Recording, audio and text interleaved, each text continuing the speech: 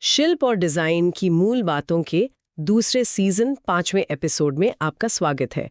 omimae.com की ओर से प्रस्तुत इस खास पेशकश में आज हम रंगों और मोम की एक जादुई दुनिया की तह तक चलेंगे। नमस्ते। आज हमारे पास बाटिक कला पर कई दिलचस्प सोर्सेज हैं।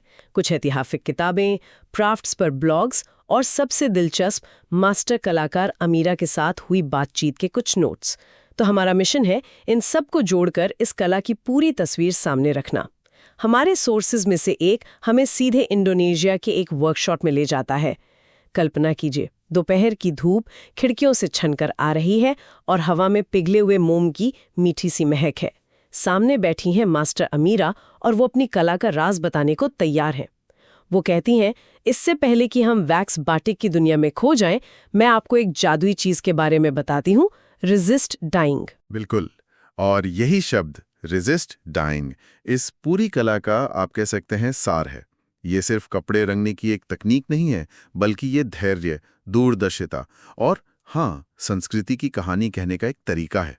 आज हम इसी कला की बारीकियों को समझेंगे। तो चलिए मास्टर आमिरा के दिए इस सुराग से ही शुरू करते हैं।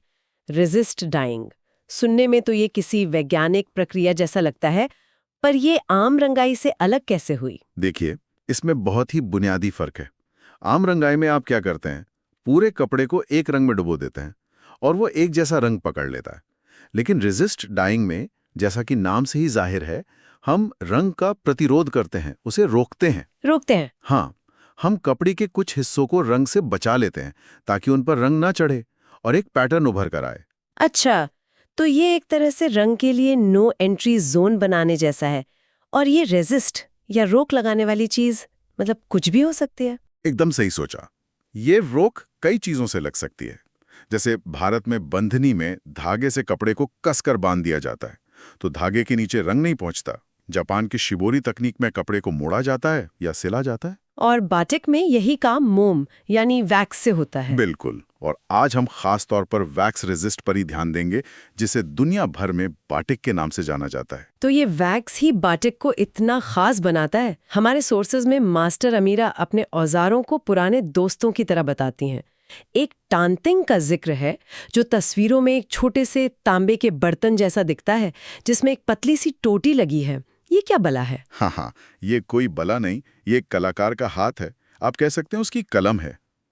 तांतिंग बाटिक का सबसे जरूरी औजार है। उस तांबे के बर्तन में पिघला हुआ गरम मोम भरा जाता है और उस पतली टूटी से, जैसे हम पेन से लिखते हैं, वैसी कपड़े पे डिजाइन बनाया जाता है। मतलब बारीक लाइनों और डिजाइन के लिए? हाँ, बिल्कुल।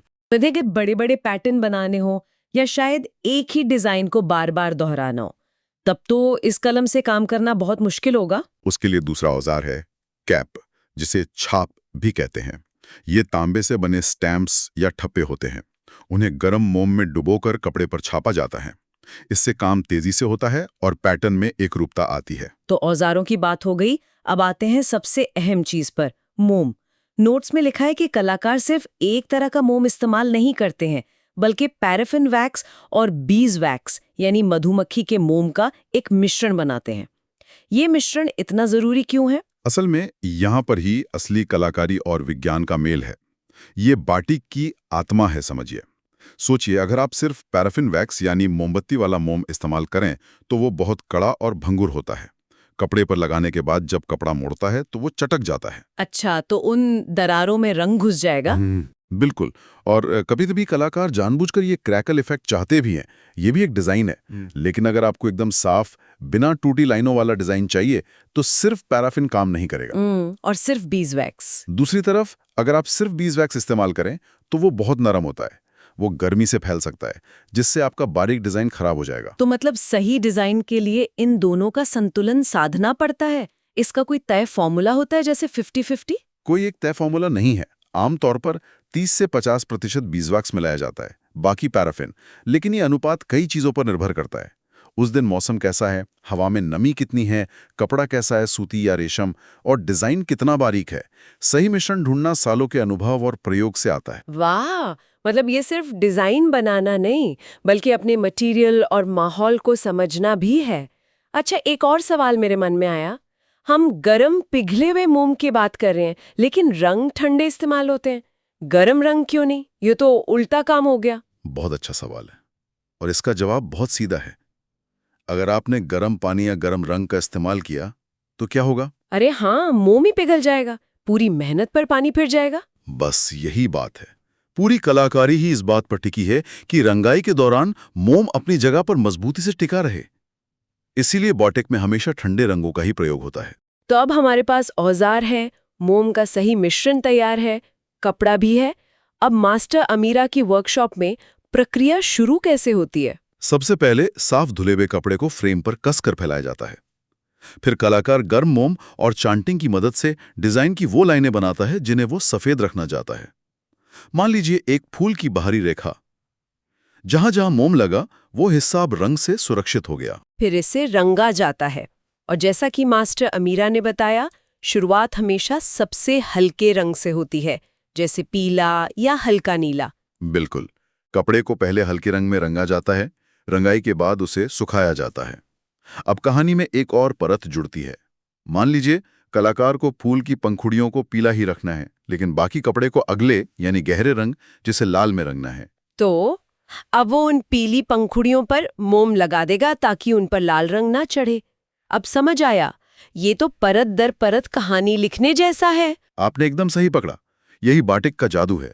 हर रंग चढ़ाने से पहले उस रंग को जहां बचाना है उस हिस्से पर मोम लगाया जाता है। यह प्रक्रिया हर रंग के लिए दोहराई जाती है, हमेशा हल्के से गहरे की तरफ। ये तो बहुत धैर्य और योजना का काम लगता है। और अंत में जब सारे रंग चढ़ जाएं, तो इस मोम रूपी ढाल को हटाया कैसे जाता है? मोम हटाना भी अपने आप में एक कला है। सबसे पहले तो जितना हो सके मोम को खुरचकर निकाल दिया जाता है। फिर कपड़े को अखबार या सोखने वाले कागज की कई परतों के बीच रखकर उस पर गर्म इस्त्री की जाती है। गर्मी से मोम पिघलता है और कागज उसे सोख लेता है। और जो थोड़ा बहुत मोम कपड़े के रेशों में रह जाता है, उसका क्या? आखिर में बचे हुए मोम को पूरी तरह हटाने के लिए कपड़े को उबलते हुए पानी और डिटर्जेंट से धोया जाता है। और इसी आखिरी धुलाई के बाद जब मोम पूरी तरह निकल जाता है, तब डिजाइन अपने असली चमकदार रंगों में पहली बार खुलकर सामने आता है। ये पूरी प्रक्रिया ही अपने आप में एक ध्यान की तरह है। और अगर ऐसी ही क्रिएटिव प्रक्रियाओं में आपकी भी दिलचस्पी है, तो आपके लिए omimai.com की एक खास पेशकश है। आप omimai.com से WhatsApp community Devi the curious से जुड़ सकते हैं।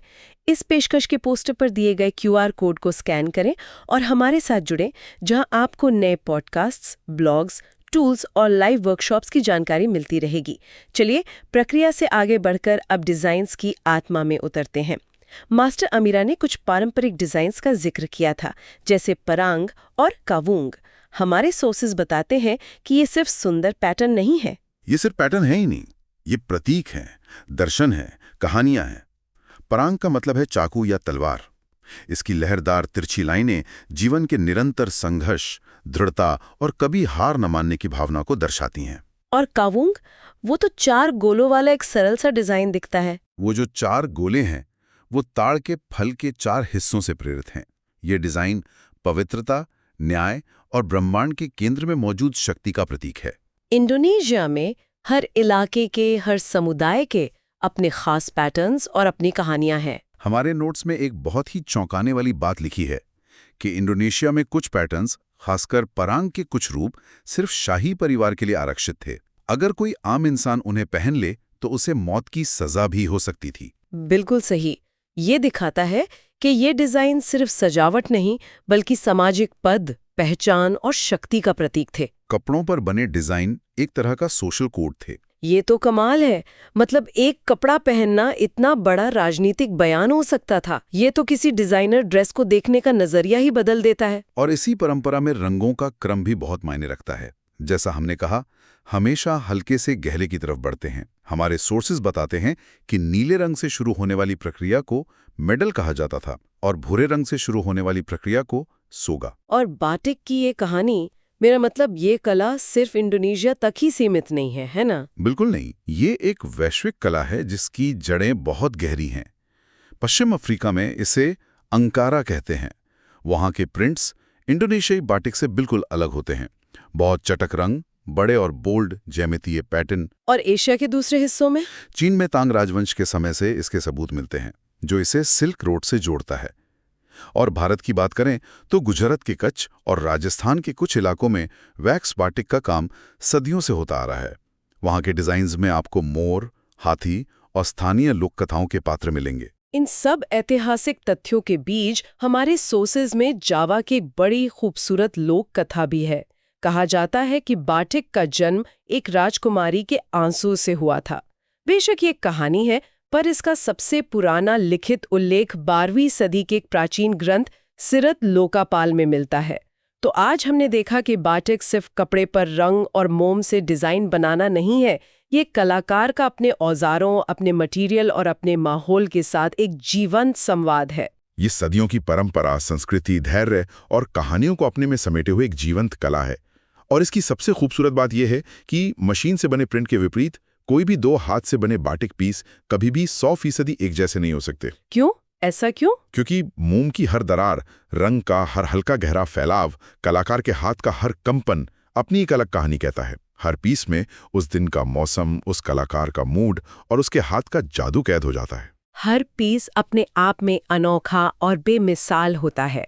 ojimmy.com की ओर से प्रस्तुत शिल्प और डिजाइन की मूल बातें की ये पेशकश आपको कैसी लगी, हमें कमेंट बॉक्स में जरूर बताएं।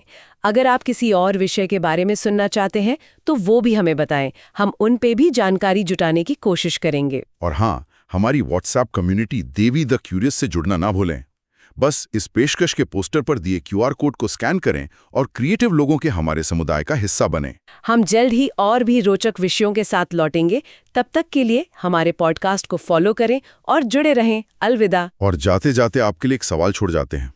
अगली बार जब आप किसी हाथ से बनी चीज में कोई छोटी मोटी कमी या इम्परफेक्शन देखें, तो क्या आप उसे गलती के रूप में देखेंगे या उस कलाकार के हाथ और उस एक लम्हे की अनूठी छाप के रूप में, जो उस पीस को दुनिया में इकलौता बनाती है? सोचिएगा जरूर।